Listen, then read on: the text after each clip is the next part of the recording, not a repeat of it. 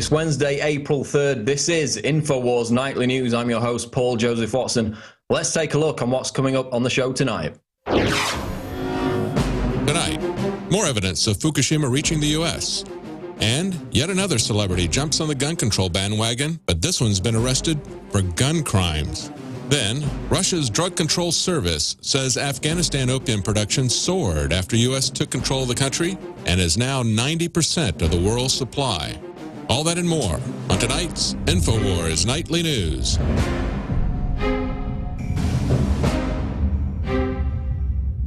Top story tonight, gun criminal Snoop Dogg releases anti-gun song. This is an Infowars.com story. The latest hypocritical celebrity to jump on the anti-Second Amendment gun control bandwagon for no purpose other than increased notoriety is rapper Snoop Dogg, who of course now calls himself Snoop Lion.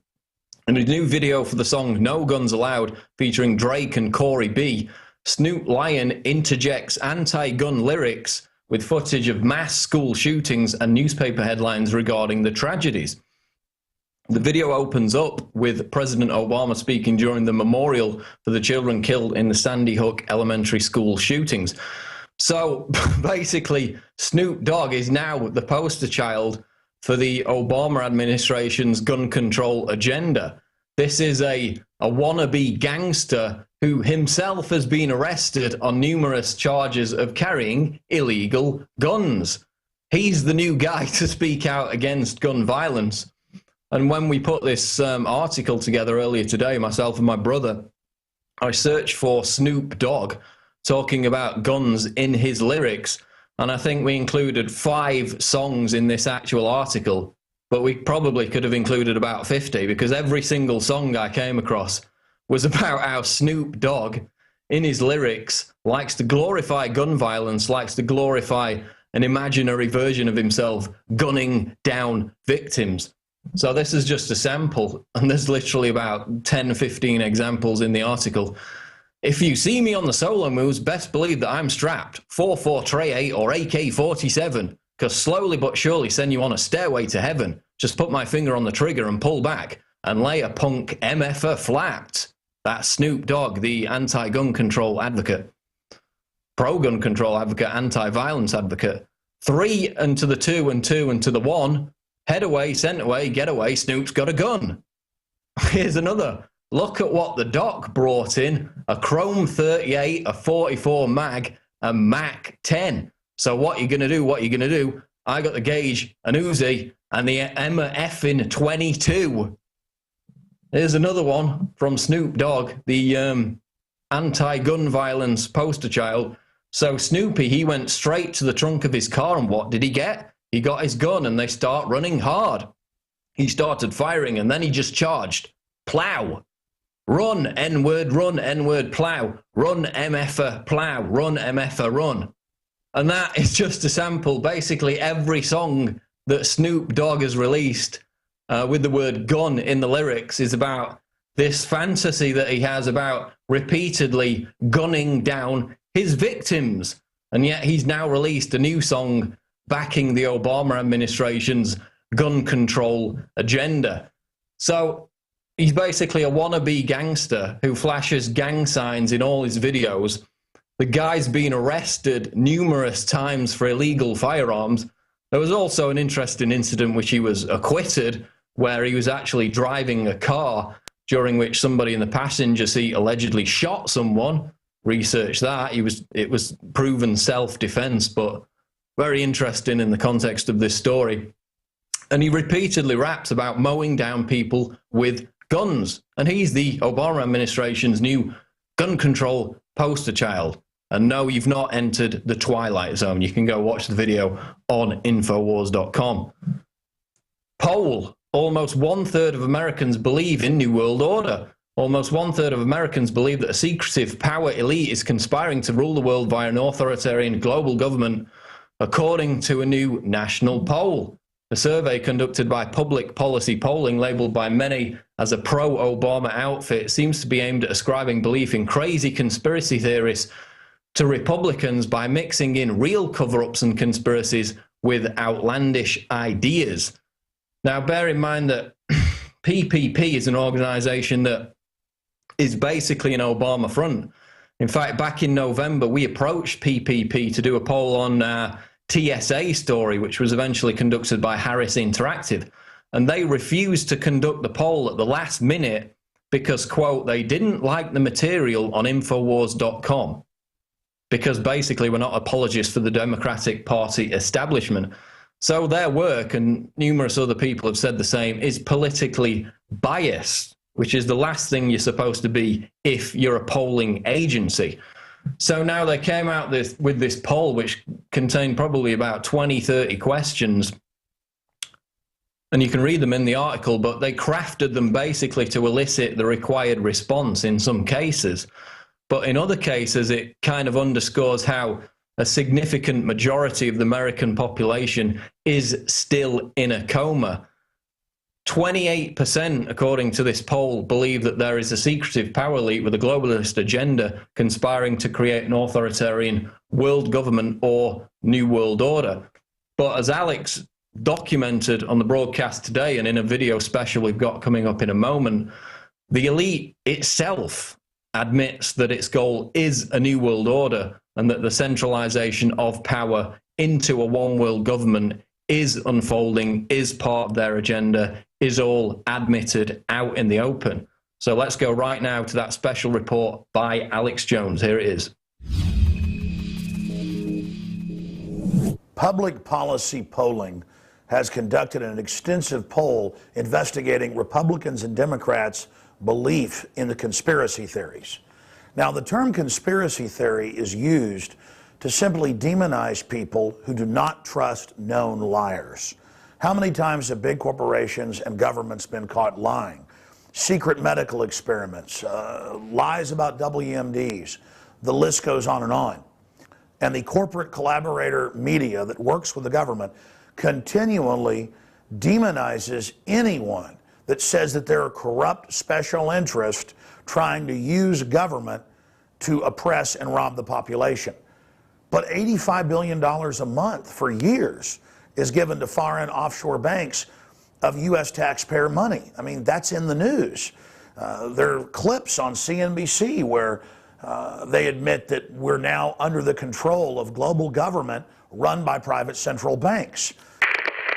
Is this global governance at last? Is it one world, the central bankers in charge? Jim Urio, you say we've got some downside here, a correction in the markets. Fine. But aren't we all just living and dying for what the central banks do? Aren't we all just counting on the fact that there's a Bernanke put and that we won't go any lower than, say, 5% down from here? Of course we are. To answer your question, we are absolutely slaves to central banks. Mr. LeCamp, do we work for the central bankers? We know that. Mr. LeCamp, we do. This is free. We do.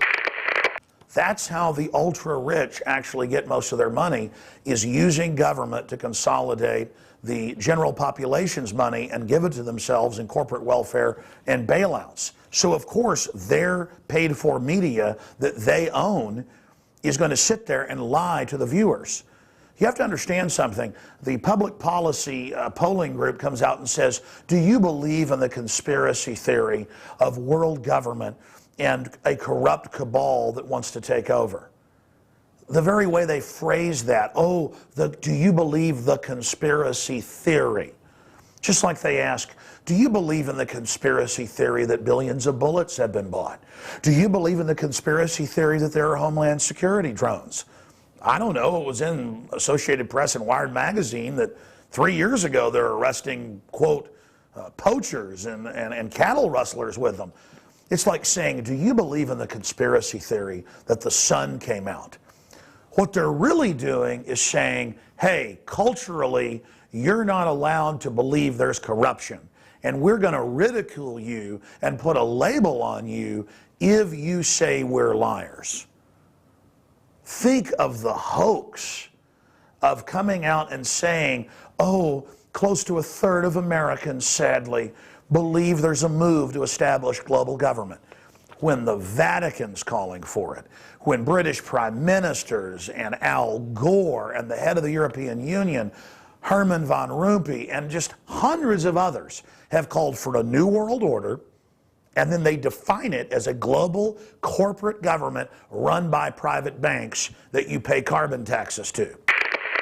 But it is the awareness itself that will drive the change. And one of the ways it will drive the change is through global governance and global agreements. But the many business leaders who have been present here are among those taking leadership in other ways.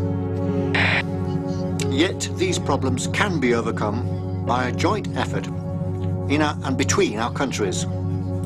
2009 is also the first year of global governance, with the establishment of the G20 in the middle of the financial crisis.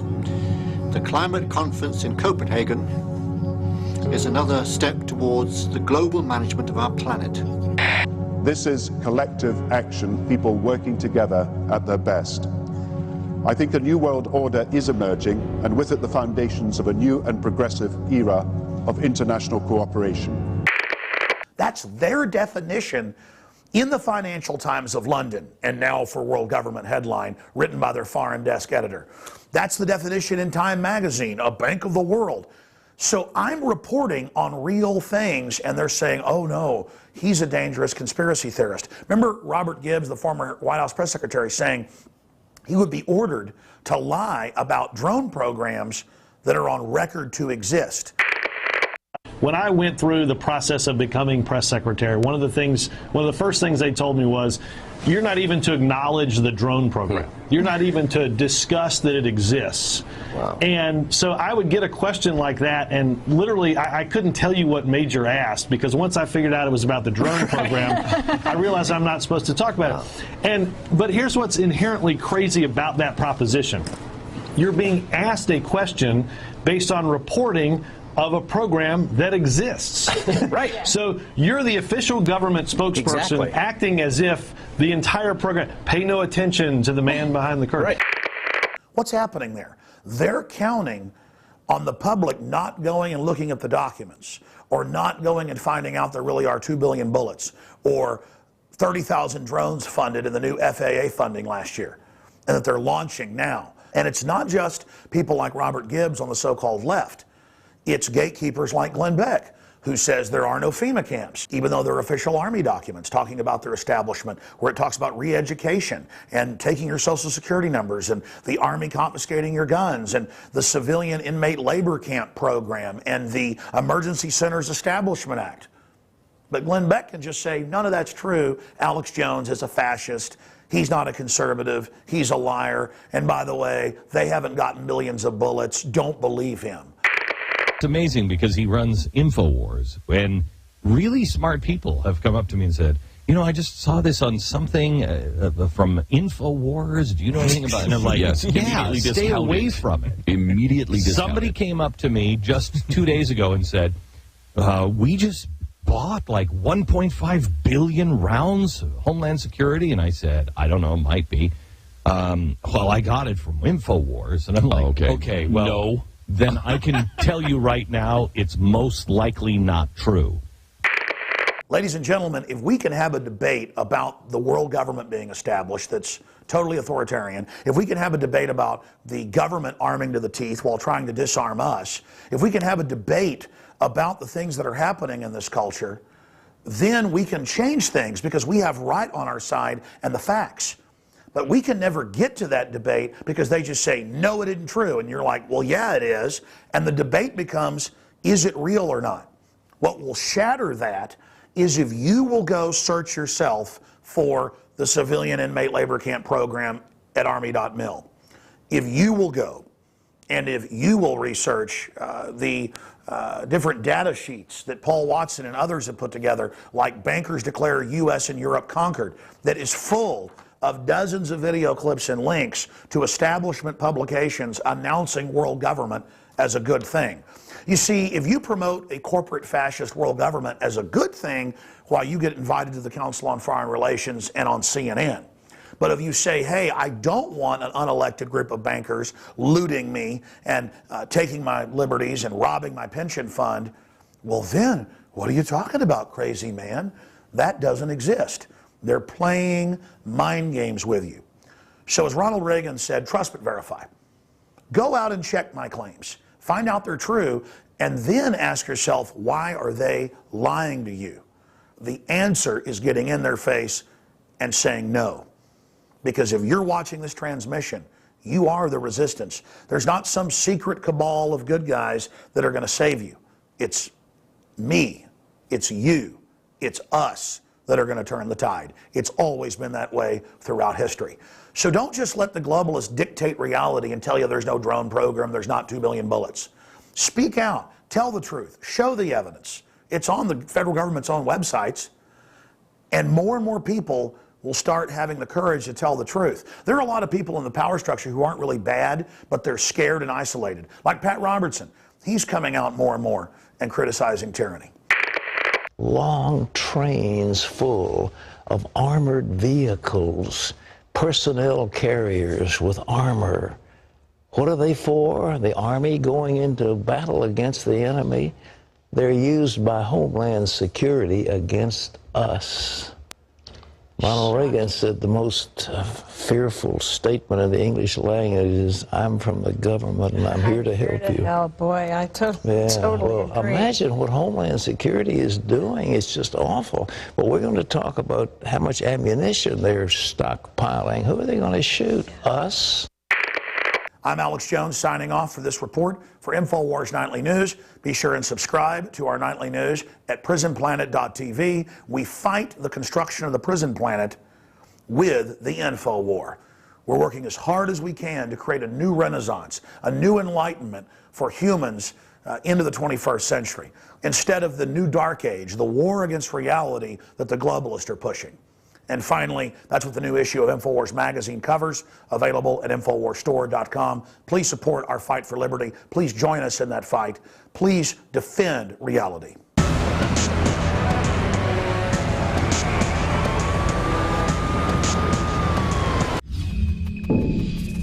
So, from big banks to the UN's Ban Ki-moon to the Pope, all have called for a new world order. And to deny that that's what we're moving towards in the light of the admission that that is what's unfolding is, of course, completely deluded. But this poll also contains other admitted historical facts framed as conspiracy theories by the survey and then rejected by the majority of Americans because of the way that the question is asked. So, for example, it states that only 14% believe the CIA shipped cocaine into America to fund the Contras in Nicaragua. But that was completely documented, of course, in the Dark Alliance series by Pulitzer Prize-winning author Gary Webb, who, of course, later committed suicide by shooting himself twice in the head, if you believe that. So it was completely documented. You had Freeway Ricky Ross, who worked directly with the CIA to sell cocaine on the streets of LA, other inner cities in America in the 80s, to fund the Contras in Nicaragua. It's part of modern American history, and yet, according to this poll, only 14% of Americans believe that it happened. And get this, a majority of Americans believe that the Bush administration did not intentionally mislead the nation about weapons of mass destruction, even though it's admitted in the Downing Street memo that the facts were being made to fit around the agenda. And of course, it was also completely admitted that the WMD hoax was fabricated by a single discredited source known as Curveball. And then, of course, you had the Niger yellow cake on all the rest of it. Completely phony. Yet this poll tells us that 45% of Americans, compared to 44% who don't, believe that the US government, the Bush administration, told the truth, did not lie about weapons of mass destruction. So the overall impression you're left with is, you know, look at these crazy people. Some of them even believe that shape-shifting reptoids rule the world. And they also believe that the CIA ships in the drugs and that WMD were never found in Iraq. So mixing in genuine crimes and cover-ups with known outlandish nonsense so as to characterize all government malfeasance as some kind of baseless, debunked conspiracy theory. So as you saw in the special report by Alex, the New World Order is admitted, it's completely proven. A world government is forming, centralization of power is unfolding, and it's all admitted, contrary to whatever this poll tells you. Next story, Mike Adams, Natural News. DHS excuse for buying billions of rounds of ammo exposes yet another blatant lie. Responding to a letter from Senator Tom Coburn, the Department of Homeland Security, an agency that has no business being armed in the first place, says it's buying billions of rounds of ammunition in order to significantly lower costs. It's all about saving money, you see. And of course, this DHS response is actually weeks old. In fact, I think it's from back in February, but it's only being reported by the mainstream media in the past couple of days, who are again regurgitating it with absolutely zero inquiry as to its accuracy whatsoever. Because we've said it a million times on this show. I've written it in my articles probably a dozen times now or more. The DHS is primarily buying hollow point rounds. They're twice as expensive as full metal jackets. So if you believe the baloney argument that this ammo is being bought to save money, then why are they buying bullets that cost twice as much? Because the DHS tells us that the bullets are for training purposes only. So why, if you want to save money, are you training with bullets that cost twice as much money? You could just as easily use full metal jacket and save half the amount of money. So their explanation, buying in bulk to save money, just doesn't wash. No one's asking that question, and no one seems to be answering it, despite the efforts of now 15 plus congressmen who have tasked Big Sis with attending a congressional hearing to give answers which she's refused to do. Janet Napolitano, of course.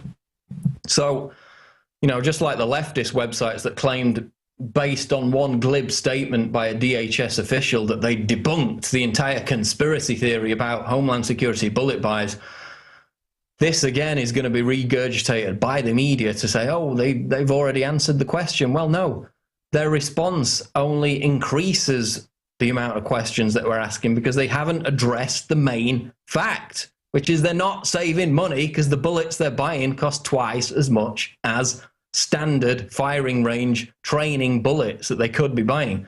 So Homeland Security, again, is not being honest with the American people, just as they lied about the safety of, you know, the X-ray body scanners for years before being forced to remove them. It appears that they're lying once again. Moving on now to global news. Islamic cleric issues fatwa permitting rape of Syrian women. Another Islamic cleric has gone public to announce a fatwa that permits US-backed FSA rebels to rape non-Sunni women in Syria as part of a, quote, sexual jihad that has seen girls as young as 14 transported into the country to service the need of anti-Assad militants. And this concerns a report out of Human Events where a Jordanian sheikh, and whatever gives him the right to say this, God only knows, has basically come out and said that it's perfectly acceptable for the Obama-backed terrorists in Syria to abduct and rape all non-Sunni Syrian women. So you're talking Christians, you're talking Alawites. If you're an FSA militant, you can just have your way with them, apparently, because this Jordanian sheikh says it's morally acceptable. And as CNS News reported last week, girls as young as 14 are being sent to Syria from other Middle East and North African countries, following a call by a different sheikh, a Saudi scholar named Mohammed Al-Afiri, for rebels to engage in, quote, sexual jihad, a so-called temporary marriage that amounts to little more than sex slavery. These are the rebels that your tax money is paying for. Now they're actually transporting in 14-year-old girls for them to rape. And this Saudi sheikh, this other sheikh, say that it's morally acceptable as part of a sexual jihad. Completely backwards, asinine, Stone Age thinking, and yet it's going on. Mainstream media dares not even talk about it. And is it any surprise? I mean, they're still being portrayed by the mainstream media as freedom fighters, yet they can't even maintain the sanctity of their own extremist, fundamentalist beliefs.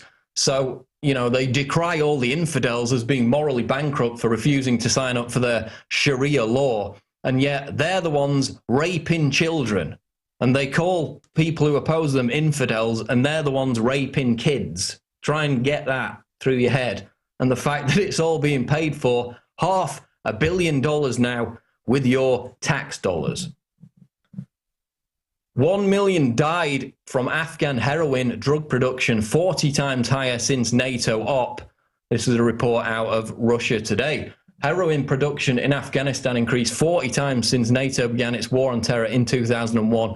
The head of Russia's Federal Drug Control Service stated, adding that more than 1 million people have died from heroin from Afghanistan since then.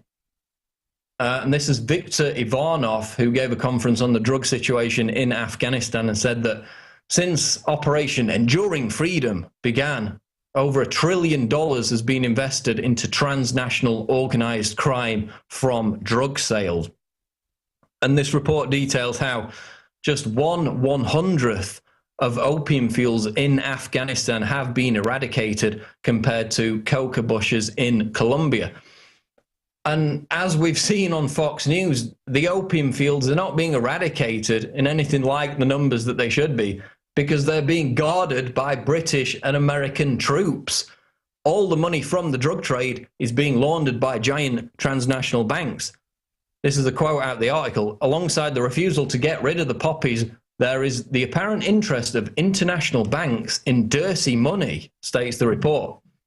The head of Russia's drug enforcement suggested US and European banks tacitly welcome and, quote, encourage the inflow of drug money. Well, you mean like HSBC, which allowed almost $1 trillion to be laundered through its system by Mexican drug dealers, and basically they got a slap on the wrist. Opium cultivation in Afghanistan has increased 657% since the US military invaded the country, according to the UN's own figures. And it hasn't happened by accident. It's about reinstating the Golden Crescent drug trade run by the CIA, which of course is just one of the many goodies that they got as a result of 9/11. And of course, as we reported in the past, Hamid Karzai's brother was publicly running the opium trade in Afghanistan with the record shipments going out of the country to Europe, to America. He was also on the payroll of, you guessed it, the CIA. Just a coincidence. But of course, this is, business as usual for an agency that launders the drug money through the mega banks, and then the mega banks get merely a slap on the wrist for doing so because they're tied at the hip. And now they're saying 1 million dead. I mean, that figure seems hard to believe, but this is what this new conference is saying. 1 million dead from Afghan heroin since 2001. That's the death toll at its raw. And that's coming out of a Russian conference that took place recently, reported by RT. So there you have it. I mean, the CIA, again, are the biggest drug dealers in the world, and the big banks that launder the money for them continue to do so and continue to get away with it. Obama senior advisor laments Drudge Report effect on the news. This is out of the Washington Examiner. During a Playbook breakfast event with Politico's Mike Allen's White House senior advisor Dan Pfeiffer lamented the effect of the Drudge Report on the news cycle. So let's go to this clip. And so, but the example being that that anyone saying anything can get caught up in the spin cycle in a way that is very damaging. It hurts what we're trying to do on a daily basis, but also is very damaging to that individual person. So there you see more kind of mealy-mouthed nonsense. On the one hand, he tries to portray Drudge as being discredited and not a serious source of news. But then on the other hand, he admits that it's damaging to the Obama administration's rhetoric. Well, here's a newsflash for Dan Pfeiffer. Drudge drives more traffic than Twitter and Facebook combined.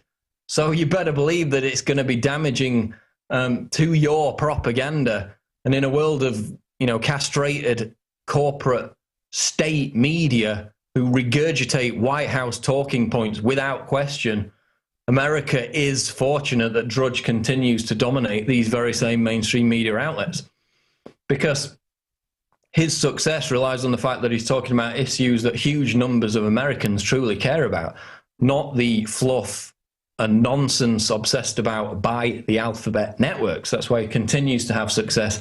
His traffic continues to climb. And of course, we're very fortunate at Infowars.com that he continues to link to our articles So no wonder why, again, the Obama White House is attacking the Drudge Report. Final story tonight. Report: third of U.S. West Coast children hit with thyroid problems following Fukushima. This is Anthony Gucciardi out of Natural Society. Still think that the Fukushima nuclear meltdown of 2011 never affected the United States public. Young children born in the United States West Coast, right in the line of fire for radioactive isotopes, have been found to be 28% more likely to develop congenital hyperthyroidism than infants born the year before the incident. The study followed children born in California, Alaska, Washington, Hawaii, and Oregon between 1 and 16 weeks after the horrific meltdown at Fukushima back in March 2011. Published in the Open Journal of Pediatrics by researchers affiliated with the Radiation and Public Health Project, the information further lends credence to previous documentation regarding the way in which radioactive fallout ended up on US soil. And this, of course, follows the report that came out in February that 44% of children in Japan have thyroid abnormalities in the aftermath of Fukushima.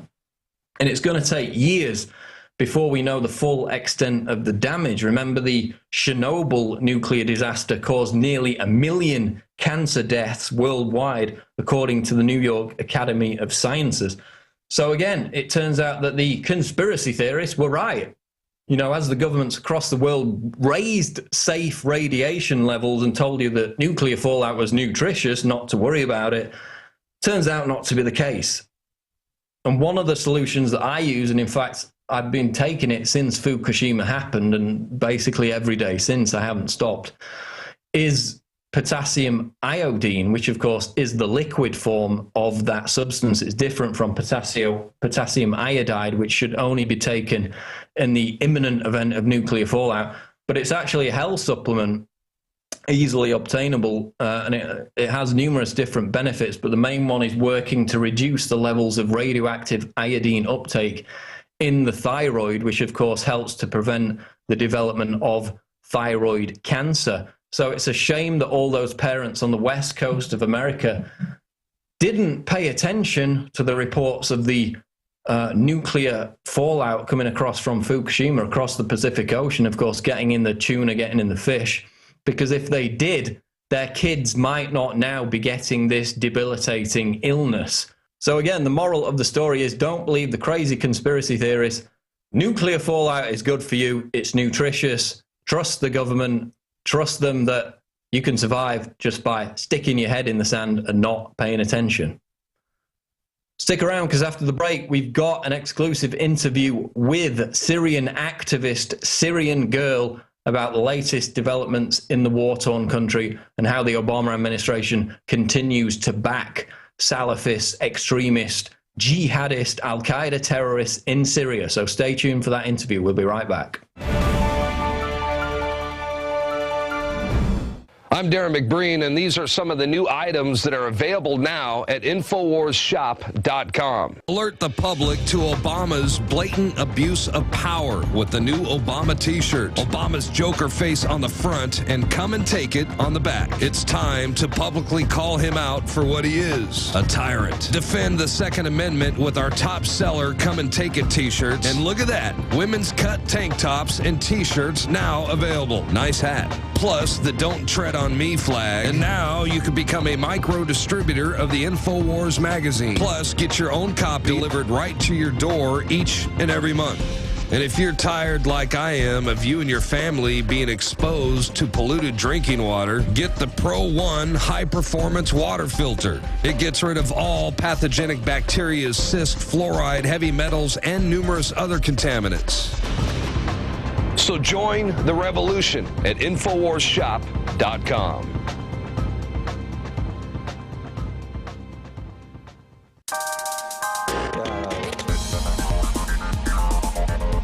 Hi, Christy Hightower here with a Planet Infowars quick update.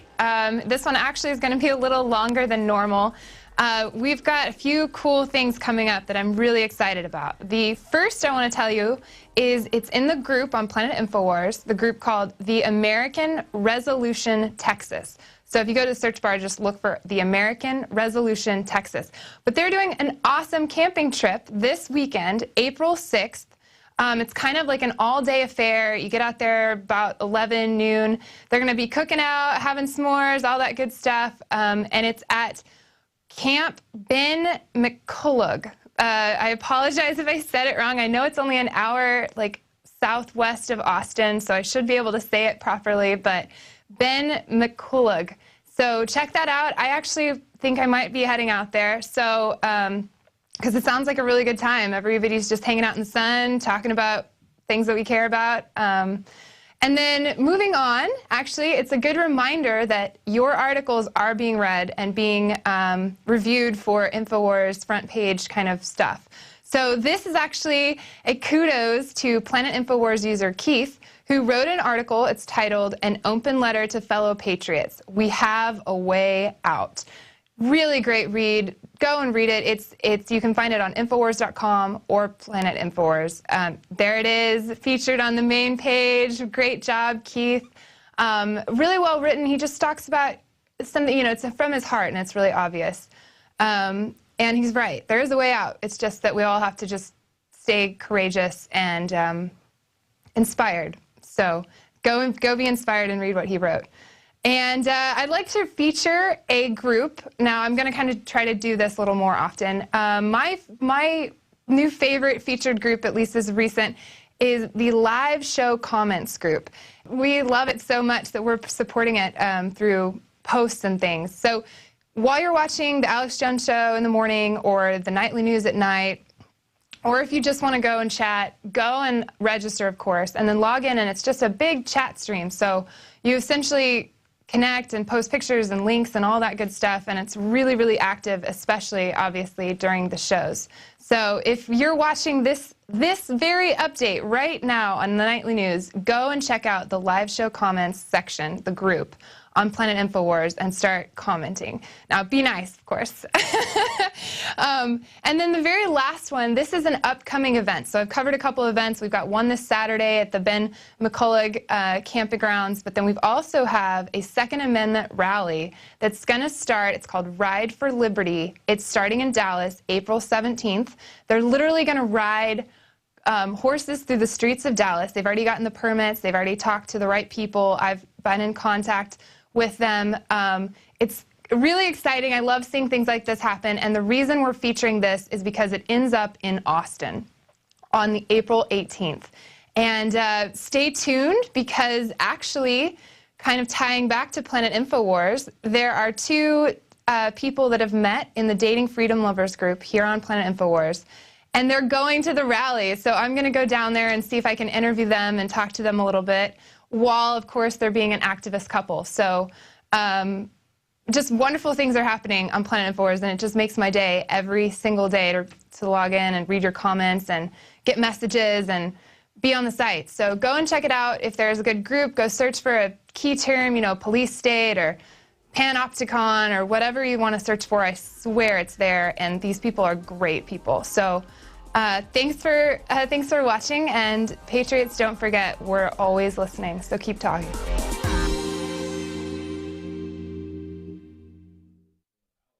Jakari Jackson here, and I want to talk to you for a second about water.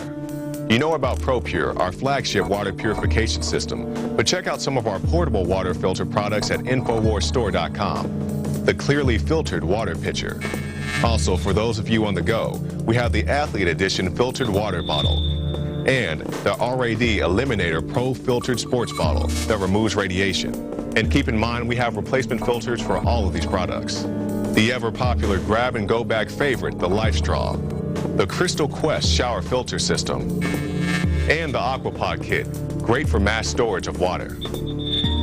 And while you're at the InfoWars shop, pick up a copy of our latest book, 31 Days to Survival. You can find all this and more at the InfoWarsStore.com, and don't forget, it's your support that funds our operation. Sign up for our free newsletter at Infowars.com/newsletter.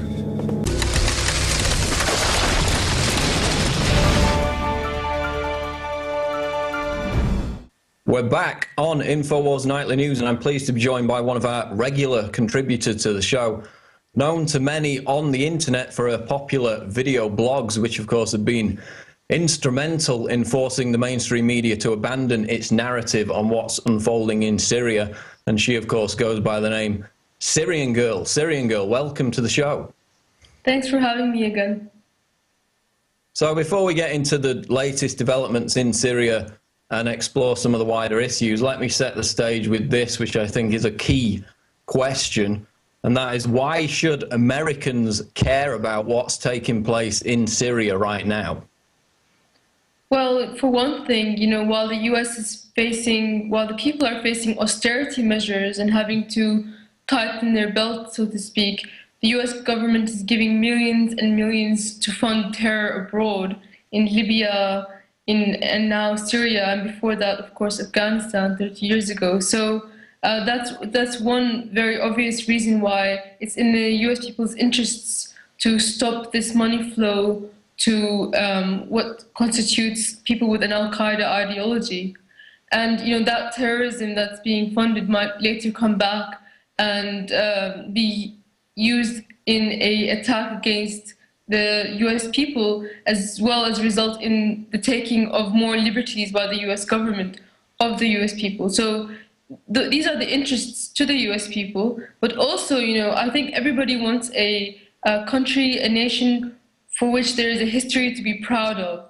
And I think the U.S. people would be the same in that, because they are proud people and they want to hold their heads up high and know that their country represents righteousness and not imperialism, neocolonialism, and fueling of terror.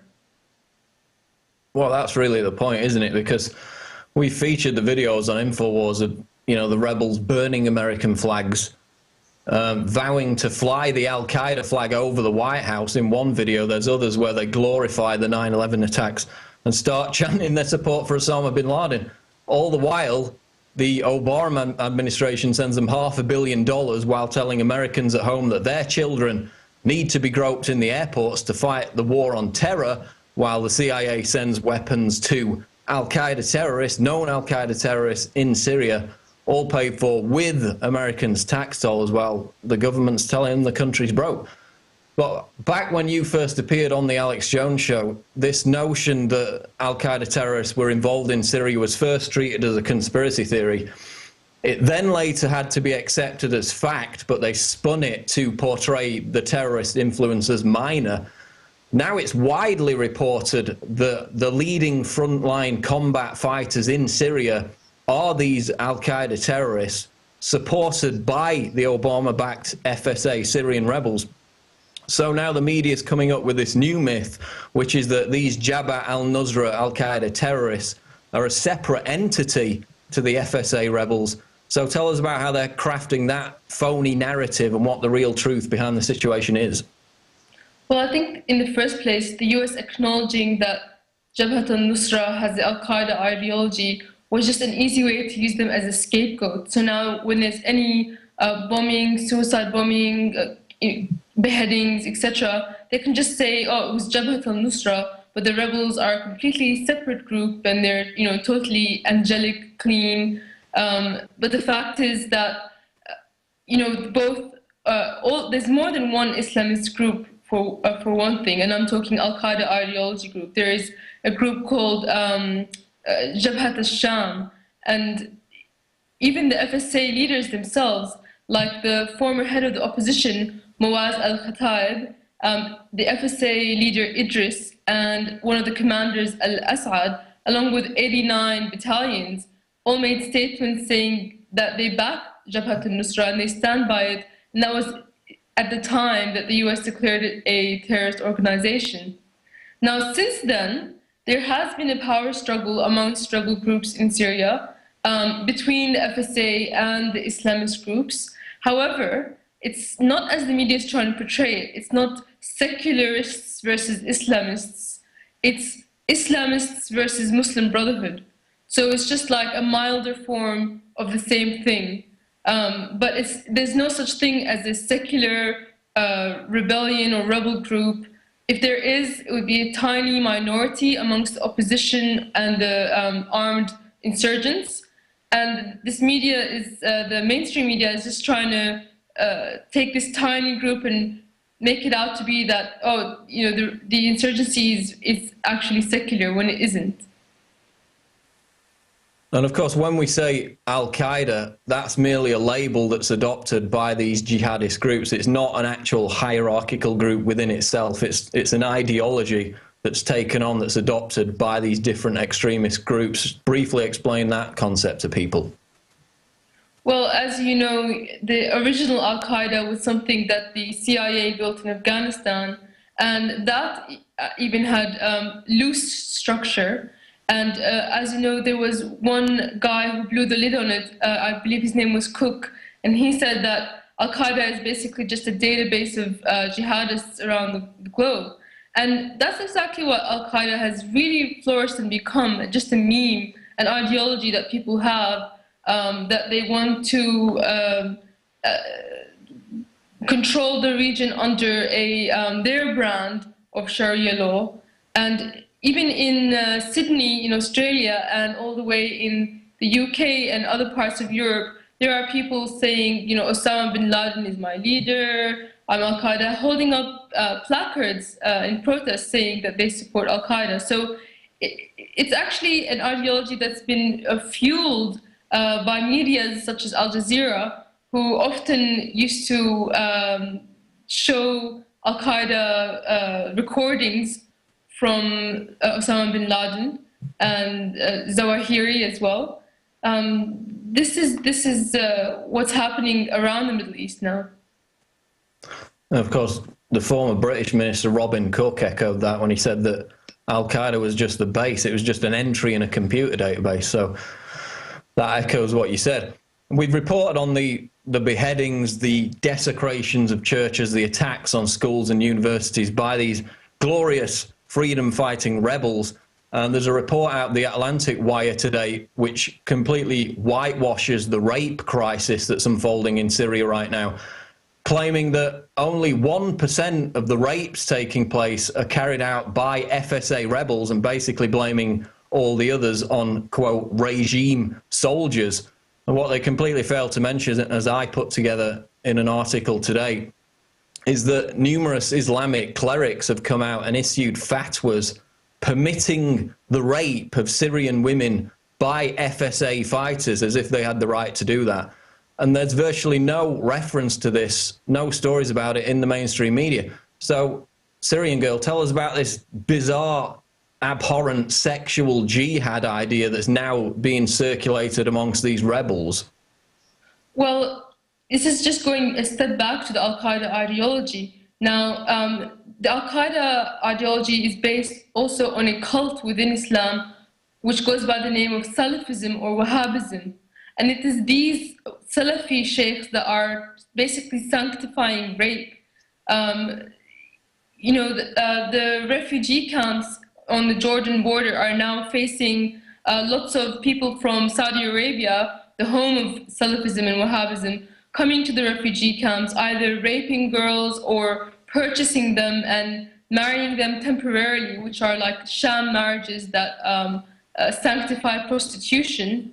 And, you know, under normal circumstances, these people would never have had a chance with these young girls. And a lot of them are, in fact, older men. So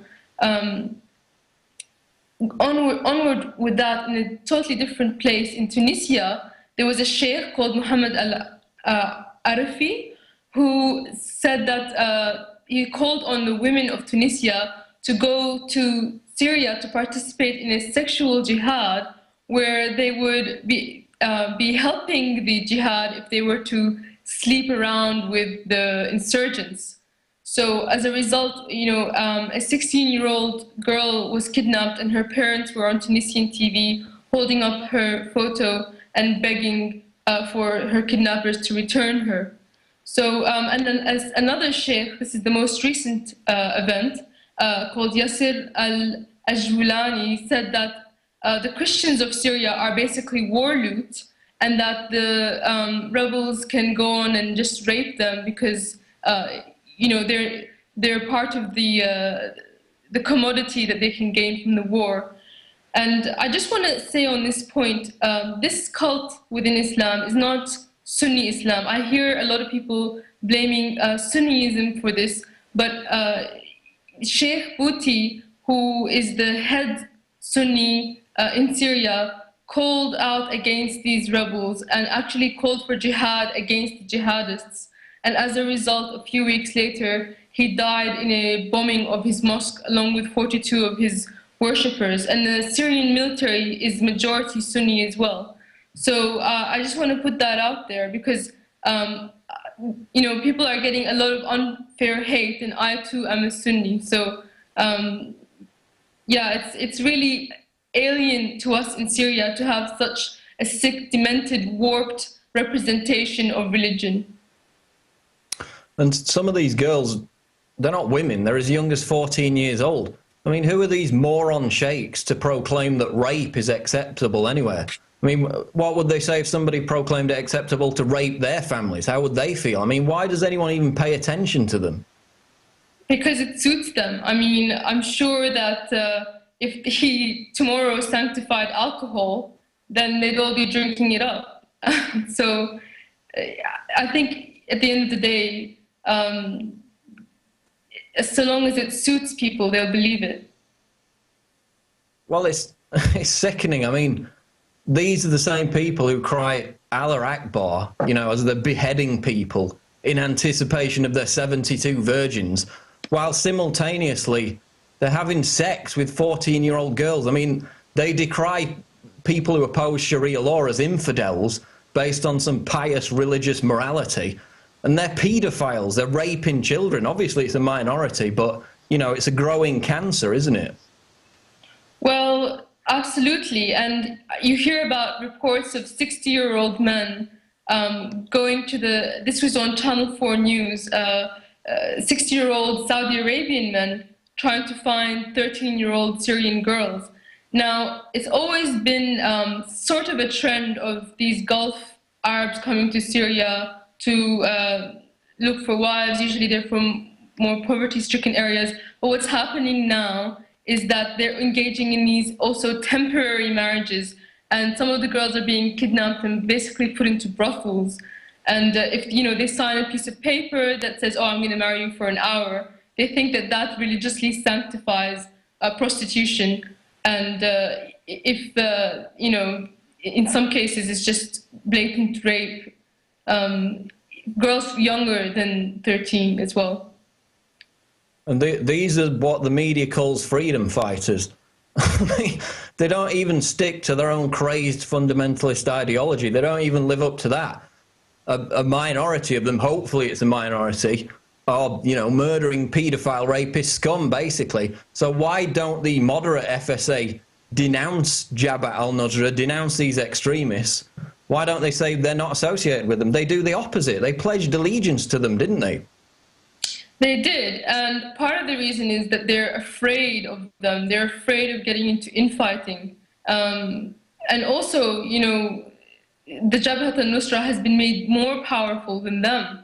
And I think that is partly because of Qatar and Saudi Arabia making the funds flow, in particular to those very extreme groups.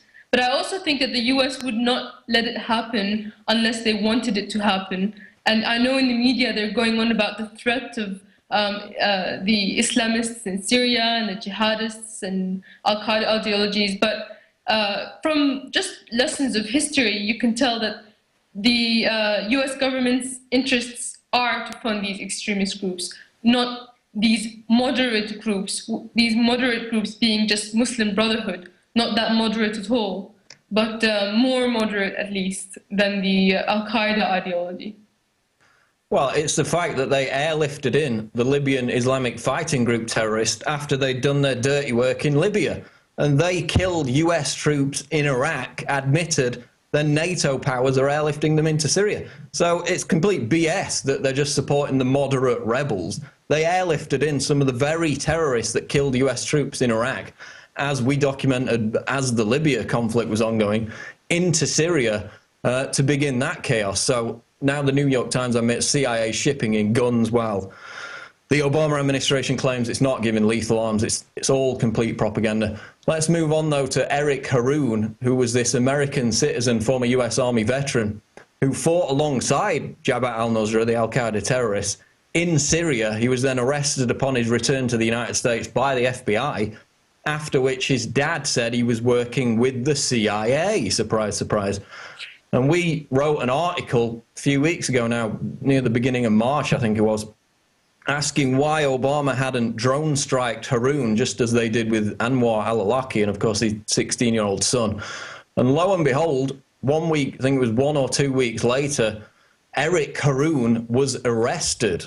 So isn't it amazing that these Americans, these Brits, are called freedom fighters when they're in Syria, but as soon as they come back home, they're arrested as terrorists? Yeah, it's a real hypocrisy. You know, in the US, the UK, the Australian governments, they're all allowing terrorists to go and fight in Syria, but then are making laws that say once they come home, they'll be arrested. So they're afraid of them to be in their own countries, but they don't mind sending them over to Syria to bomb the cities. So it's interesting that Eric's father claimed his son was CIA. But, you know, before we call on Obama to drone strike Eric Haroon, we should probably call on him to drone strike himself, since he's been the biggest funder and purveyor of terror around the world recently. Moving on to the online propaganda war that's ongoing between the pro-FSA and anti-FSA camps, I noticed about a week ago that YouTube was openly hosting Al-Qaeda's YouTube channel, otherwise known as Jabhat al-Nusra. Al-Qaeda in Iraq killed US troops, the same terrorists who chop people's heads off on a regular basis. Meanwhile, they're censoring videos of war crimes committed by the FSA and other so-called violent material, while hosting Al-Qaeda's YouTube channel. Tell us about this amazing, again, hypocrisy that's going on with censorship and YouTube at the moment. Well, you know, it's an attack on all fronts of any media that is against the mainstream media's line on Syria. My YouTube channel has almost been pulled once, and now it's all again hanging on a thread. One more flag and it's out. Press TV has been completely censored and is no longer allowed on US TV. And this is pretty significant. In a country where you're supposed to have freedom of speech, surely you're supposed to be able to listen to whatever media you want. Press TV is not allowed in America. And also the Syrian news channels are being bombed and targeted by the FSA, and they admit that the Syrian state channels and pro-Syrian state channels are being targeted. All the while, and I'm not saying, I'm not promoting censorship of any kind. I oppose censorship of any kind. But in the meantime, hypocritically, Al Jazeera and other Al-Qaeda spreading media, like the YouTube channel you mentioned, are just allowed to remain. So this is the fight we're facing. Even with the mainstream media, with all their money and all their influence, they still see us as a threat. So at least that's a compliment. Well, it seems as if you report on the atrocities allegedly committed by Assad and his forces, then you can have all the free speech you want. If for a second you try to focus on what the FSA have done, the atrocities they've carried out, then you're shut down almost immediately. And as you've said, they've targeted people across the board for that. But people who read the Al-Qaeda magazine Inspire go to prison in most countries. And then there was a Somali Al-Qaeda group that had an account on Twitter. They were banned very quickly, but apparently YouTube, while censoring everybody else, seems to think it's okay to host Al-Qaeda's YouTube channel. So they also censored one of your videos regarding a mercenary group, didn't they? Yeah, I had posted a video of a mercenary corporation called Aegis Sub. It's British-based. They were driving through the streets of Baghdad and randomly shooting at cars, and actually resulted in a car accident and some deaths. And this company claimed copyright on this video. I'm not sure how you can copyright yourself killing people, but that's what you did. That's what you do. And YouTube upheld it, and the only way to counteract it is to give them your full name and address, and I'm not prepared to do that. But that's one of the injustices that Another one is community guidelines. Even though the YouTube policy states that you can have violence if it's for documentation of war crimes, they're very selective about which violence they censor. So, of course, if the violence is being perpetrated by a side that they want to show as bad, they might keep the video. Otherwise, they'll remove it.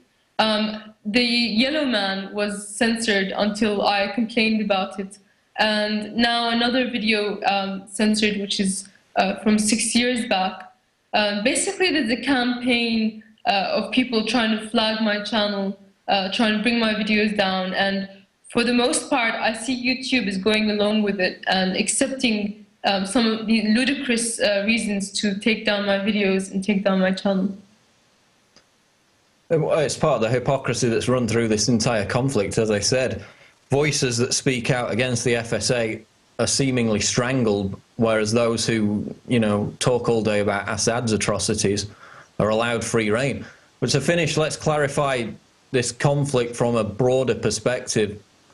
Why are the NATO powers and the US attempting regime change in Syria, backing these terrorists to do it? What's the ultimate goal as you see it in the region?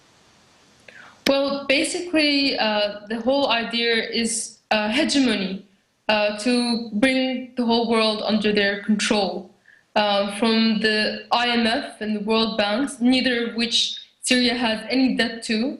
That's one thing they're trying to introduce to Syria. That's what's happened to Libya now. Also, Syria has outlawed genetically modified food, which is bound to get people angry who are in high places. And as I said in one of my videos, genetically modified food is a way to control nations, because those nations have to rely on your company to buy the seeds, because that's the contractual obligation. And it leads to mass starvation, as in India. That's what's happening with the farmers. And of course, one of the biggest reasons for this war on Syria is the security of Israel. Israel occupies Palestine, but also Syrian land. And Syria, along with Iran, are the two countries left in the Middle East that oppose Israel and actually stand a chance to resist its aggression. And that's why the US's agenda is to break apart the alliance between Syria and Iran. And as you know, Iran is a Shiite state, and Syria being a secular state, by turning Syria into this Salafi state, or even an Islamist that backs Saudi Arabia or Qatar, then it's definitely going to break ties with Iran. And that's what even the protesters themselves were chanting in 2011, that we don't want Iran. So this was all actually explained in an article by Seymour Hersh in 2007, and it's called The Redirection. And I recommend everybody go ahead and read that article. It's a bit long, but it basically explains exactly what's happened since September 11th, since the Iraq War, and leading up to this point. And also, I believe in 2006, General Wesley Clark said that Syria was on a list of 7 countries to be attacked within a decade. The others were Libya, Iraq, Afghanistan, Sudan, Somalia. So really, all of those countries we have seen be attacked, and it's part of the reshaping of the Middle East. I know one other part of it, one other idea of the new Middle East is to try to cut up the countries in a different way. So basically, cutting up my country, my homeland, is on the agenda. And Syria seems to be a lot stronger than those previous examples in standing up against that New World Order hegemonic agenda, so we hope to see that continue. We'll leave it there for now, but just tell people how they can find your YouTube channel and your other social media outlets. Thanks a lot. My YouTube channel is Syrian Girl Partisan with an S. I also have a new YouTube channel called Syrian Girl News, and no spaces or anything in between. I have a Facebook, Partisan Girl, and a Twitter, Partisan Girl. So I would be very grateful for your follow. Okay, Syrian Girl, thanks for joining us on Infowars Nightly News. Thanks a lot. Thank you. That's it for this edition of Infowars Nightly News. Be sure to subscribe to prisonplanet.tv, and we'll see you on the next edition. Bye for now.